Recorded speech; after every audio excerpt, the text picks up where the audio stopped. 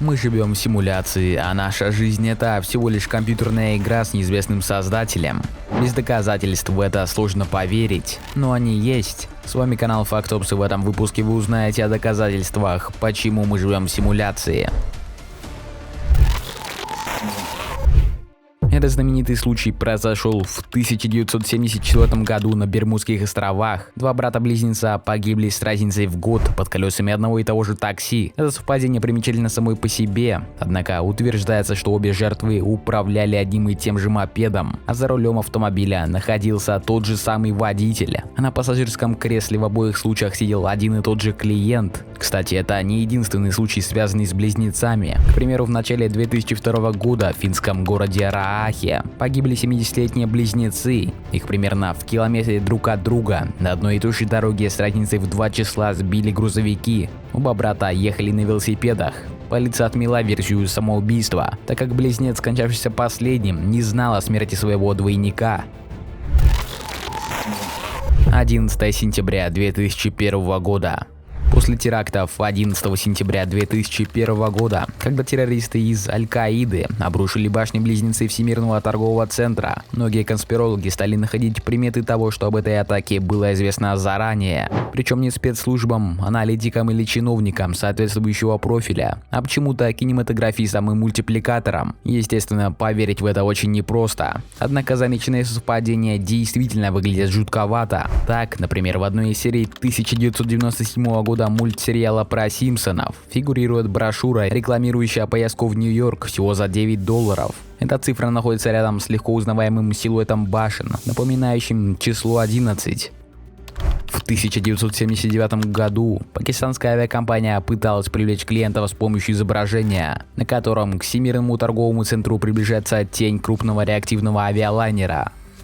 Самое же близкое к реальности предсказание было сделано в сериале «Одинокие стрелки». В одной из серий герои предотвращают атаку террористов, которые планировали врезаться на самолете в одну из башен. Согласно сценарию, за организацией заговора стояла небольшая группа подлых отщепенцев из правительства США. Премьера эпизода состоялась в марте 2001 года, всего за несколько месяцев до терактов 11 сентября. Спустя 20 лет. Древняя история, которую помнят до сих пор. Правда, никаких доказательств того, что она произошла на самом деле, не существует.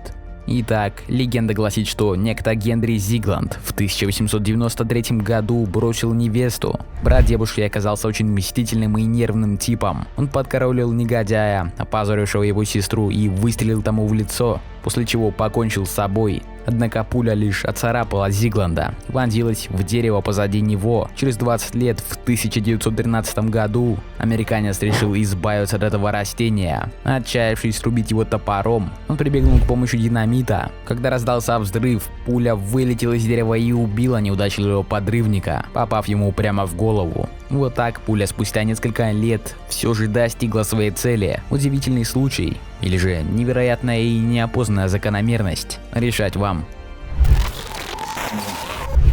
Пророчество Тамерлана. Пророчество Тамерлана – еще одна широко известная легенда. Когда советские археологи в июне 1941 года вскрыли гробницу Тамерлана, они якобы нашли в ней надписи: «Когда я восстану из мертвых, содрогнется весь мир, и тот, кто обстроит мою могилу, пробудет завоевателя более страшного, чем я». 2 дня спустя после этого Гитлер напал на СССР. Жуткое предсказание Эдгара По.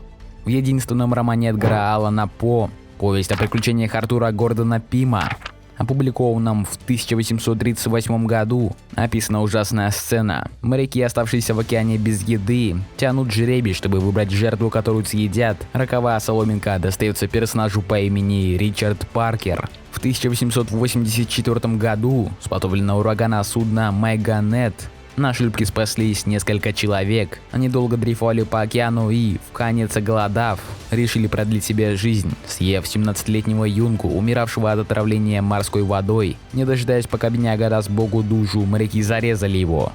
Вы уже, наверное, догадались, что несчастного звали Ричард Паркер. Линкольн и Кеннеди. История США знает 4 погибших на посту президентов. Первым был Авраам Линкольн, последним Джон Кеннеди. Во многих отношениях эти убийства поразительно напоминали друг друга. И тот, и другой были застрелены в затылок в пятницу перед большим праздником, когда сидели рядом со своими женами, которые физически не пострадали. Оба раза ранения получали люди, сопровождавшие президентов. После покушений конспирологи громко твердили о том, что смертельный выстрел был сделан с противоположного направления. На смену и Линкольну, и Кеннеди пришли вице-президенты по фамилии Джонсон Эндрю. Родился в 1808 году, а Линдон в 1908. В английской транскрипции имя и фамилия этих людей состояла из 13 букв. У обоих было по 2 дочери. Джон Бут застрелил Линкольна в театре и укрылся на складе. Ли Харви Асфальт вел огонь из склада и пытался спрятаться в театре. Оба убийцы впоследствии погибли от единственного выстрела из револьвера Кольта. Илон Маск. Основатель Tesla и SpaceX Илон Маск уверен, что мы живем в компьютерной симуляции. Но почему он так считает? Начнем с того, что он является директором Оксфордского института и автором небезызвестного труда под названием «Доказательства симуляции». В нем он высказывает предположение о том, что вся наша жизнь – это продукт имитации. По его мнению, симуляция нашей привычной реальности была запущена представителями более продвинутой цивилизации. Однажды он даже заявил следующее: вероятность того, что мы не живем в компьютерной симуляции, равна 1 на миллиарды. Возможно, Илон знает то, чего мы не знаем. Доказательства симуляции Ника Бострома. Ник Бостром – известный шведский философ и профессор Оксфордского университета. Доказательство того, что наша реальность представляет собой иллюзию, воссозданную компьютерной программой, он строит на основании 3 основных тезисов, как минимум один из которых является истинным. Первый. Весьма вероятно, что человечество во время до того, как достигнет постчеловеческой фазы. Второй. Каждая постчеловеческая цивилизация с крайне малой вероятностью будет запускать значительное число симуляций своей эволюционной истории или ее вариантов. Третий. Мы почти определенно живем в компьютерной симуляции. В ходе статьи Бостром рассматривал для доказательства этого тезиса современный вектор, направленный на активное развитие цифровых технологий, искусственного интеллекта, нанотехнологий и многих других отраслей, при том, что они не будут противоречить законам физики и инженерии. По его мысли, человечество будет способно на то, чтобы развить их настолько, чтобы располагать огромными вычислительными мощностями и симулировать работу многих разумных существ.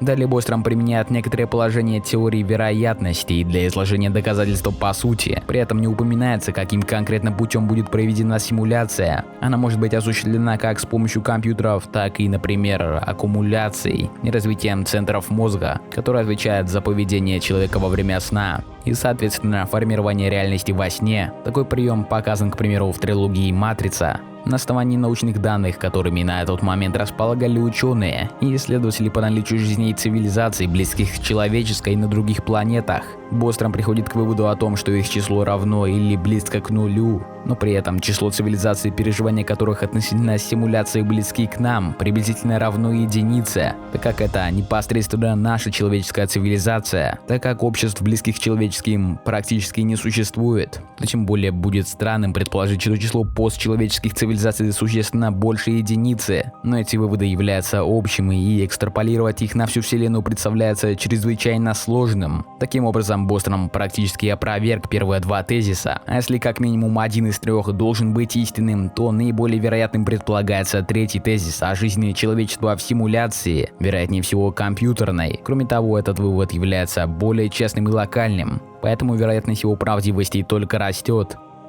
Выходит так, что мы живем в симуляции, но ее создание никому не под силу, а тот, кто попытается это сделать или взломать ее, будет обречен. А как считаете вы, живем ли мы в симуляции или нет? Расскажите в комментариях. А также, если вам было интересно, ставьте лайк и подписывайтесь.